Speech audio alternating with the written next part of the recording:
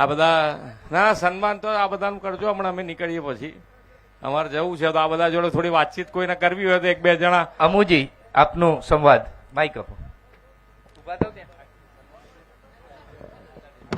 હા હા લઈ લઈએ. હા ત્યાંથી બોલો આરામથી. જળ આ બાજુ જળ એ જ જીવન. એમ નહીં, પેલા તો તમે આ તમને જે લખાયું છે અહીંયાથી લખાય છે.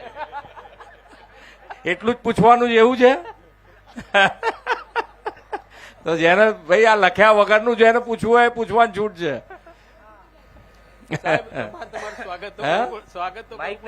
હા સ્વાગત કરવાનું ને કરવાનું.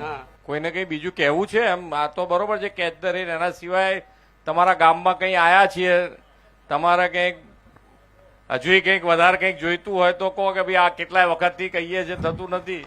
બોલો ભારત માતા કી જય, જાગેશ્વર મહાદેવ કી જય, સંગ્રામસિંહ દાદાની જય. દવાડા ગામમાં ઈસવી 1200 સાલનું સોલંકી કાળનું જાગેશ્વર મહાદેવનું મંદિર છે. એનું પુનરુદ્ધાર કરવા માટે અમે એક માગણી તમને કરીએ છીએ. એ અમારી માગણી સ્વીકારો એવી અમે પ્રાર્થના કરીએ છીએ તમને. સારું ચાલો, તમને અહીંયાથી કલેક્ટર છે ને, જરા એસ્ટિમેટ બનાવીને મોકલી દો, ઝડપથી તમારું મંજૂર કરી દઈશું. તમારે બધાને કઈ સાહેબ હા પટેલ સુરેશભાઈ જોતારામ. હા મારું એવું કહેવું છે સાહેબ કે એ પાઇપલાઇન મંજૂર થઈ પણ હજી 2 તળાવ બાકી છે. 2 તળાવ તો ખોદવાના ને, એમાં કોણ ના પાડે તમને? એમ નહીં, એની પાઇપલાઇન જોડવાની મંજૂરી આવે એવું કરશો.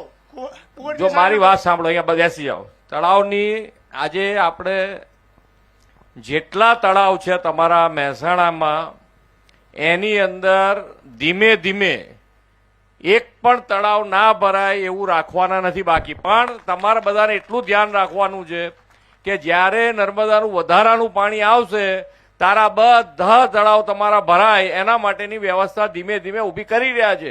ને એની અંદર 2 કિલોમીટર 5 કિલોમીટરનો જે આપણે બાદ મૂકતા હોઈએ છીએ એ પણ આપણે ઓછો કરવાની માનસિકતા છે એમાં, બરોબર?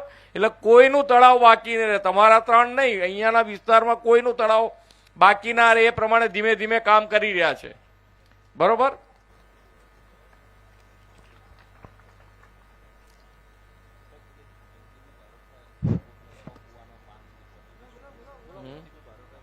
હા તો બોલો ને, કોણ છે? મારે એક બીજો પ્રશ્ન છે સાહેબ. હા 9-10 ધોરણમાં અમે ઘણા ટાઈમથી પ્રયત્ન કરીએ છીએ. રૂમ પણ છે, ખાલી એની મંજૂરીની જરૂરી છે. લખાવજો, જોઈશું કેમ નથી આપતા. એ કારણ કઈ બીજું ટેકનિકલ કારણ હશે તો જોઈશું, બાકી તમારું મંજૂર કરવામાં અમને કઈ તકલીફ ના હોવી જોઈએ.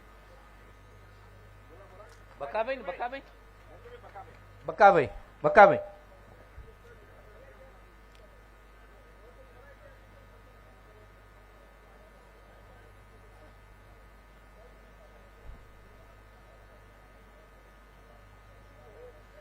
શું કહે છે?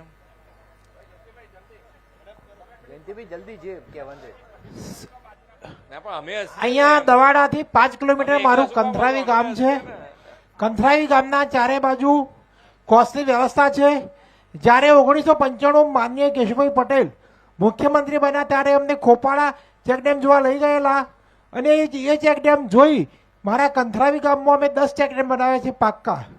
મારા ગામમાં 24 કલાક 6 ફૂટ પાણી ભરેલું રહે છે અને આજે 100 કુવા જીવત ભરેલા છે. લગભગ 50-60 ફૂટે અમારા 100 કુવા ચાલે છે.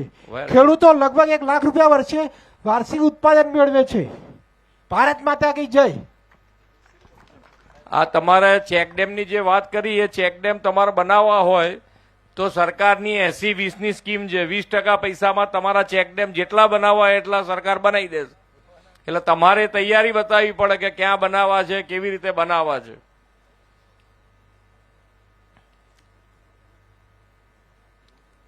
અમને રજા હતા, તમે બધા બેઠા છો. બહેનોને કોઈને કંઈ કહેવું છે?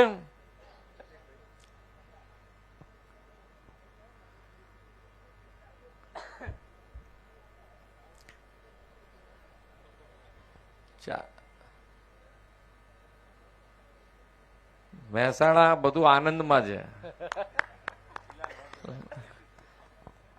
ચાલો, જેટલું પાણી બચે, 2-3 વસ્તુ બધા ધ્યાન રાખવાની છે.